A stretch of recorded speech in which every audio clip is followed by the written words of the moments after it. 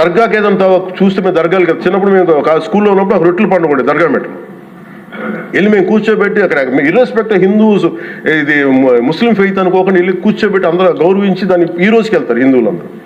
So ఈ దేశ మూల సంస్కృతి దాన్ని మన ఇస్లాంని గౌరవించేది, క్రిస్టియానిటీని గౌరవించేది, సకల మతాల్ని గౌరవించేది. అది అలాంటిది హిందూ ధర్మానికి సంబంధించిన 7 కొండల వాడు కలియుగ వెంకటేశ్వరుడు.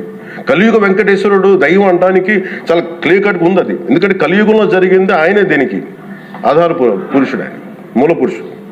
అలాంటి ఆయనకి పెట్టే ప్రసాదానికి ఇంత అపవిత్రం చేసిన తర్వాత వీళ్ళు ఏమి కూర్చొని దాన్ని మా తప్పు లేకుండా లేదన్నట్టుగా మాట్లాడుతుంటే వీళ్ళకి నాకు ఏం మాట్లాడాలో తెలియదు. దీనికి ఒక్కటి కూడా ప్రజలకు తెలియజేయాల్సింది ఏంటంటే దేశం ఇదే వేరే ఇస్లాంకి జరిగిన, క్రిస్టియానిటీకి జరిగిన, జీసస్ క్రైస్ట్కి జరిగిన, మహమ్మద్ ప్రవక్తకి జరిగిన, అల్లాకి జరిగిన ఇలా ఉండేది కదా అధ్యక్ష. వాళ్ళు ఆ రోజు మన కౌన్సిల్లో కూడా అలా పటాలు తీసుకొచ్చేవాళ్ళు వేరే ఏ దేవత అయితే.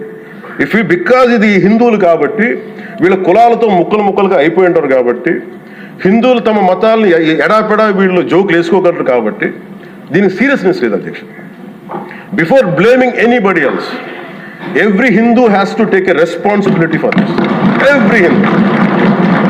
ఎందుకంటే మన ఇస్లాంని మనం ఎందుకంత కూర్చోబెట్టంత వాళ్ళు గౌరవించే విధానం చూస్తే నిజంగా మరే మనం హిందూ ధర్మాన్ని పాటిస్తే మనం గౌరవించుకోలేమో అనిపిస్తుంది మనకి. అది మిగతా మతాలను చూసి నేర్చుకోవాలి అధ్యక్ష. వీళ్ళకి ఏముంది, వీళ్ళు ఇంత మాట్లాడుతున్నారు తిరుపతి లడ్డు మీద. నిజంగా వీళ్ళు కనుక మాట్లాడితే అదే వేరే మతం గురించి ఎందుకు మాట్లాడరంటే ఓట్లు పోతాయి అధ్యక్ష. హిందువుల ఓట్లు చాలా ఈజీగా ముక్కలు కులాలను చేసి పెట్టేసి పోతాయి. ఆ వెంకటేశ్వరం కాబట్టి శివుడు ఉంటాడు, శివుడు కాబట్టి అమ్మవారు ఉంటాడు. ఈజీ వాళ్ళకి. ఈ నైజం జనాల్లో మారినంత కాలం ఇలాంటివి జరుగుతూనే ఉంటుంది అధ్యక్ష. వీళ్ళు ఇలాగే మాట్లాడుతూనే ఉంటారు.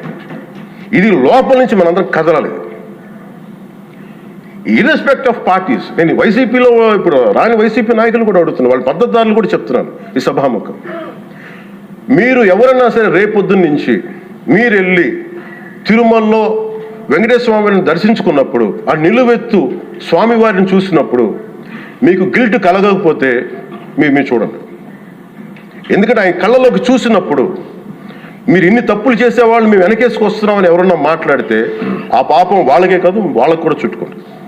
ఇది ఖచ్చితంగా దీన్ని ఎక్కడో చోట దీనికి ఒక లాజికల్ కన్క్లూజన్ అయితే పట్టుకెళ్ళి దోషులకి శిక్ష పడాల్సింది.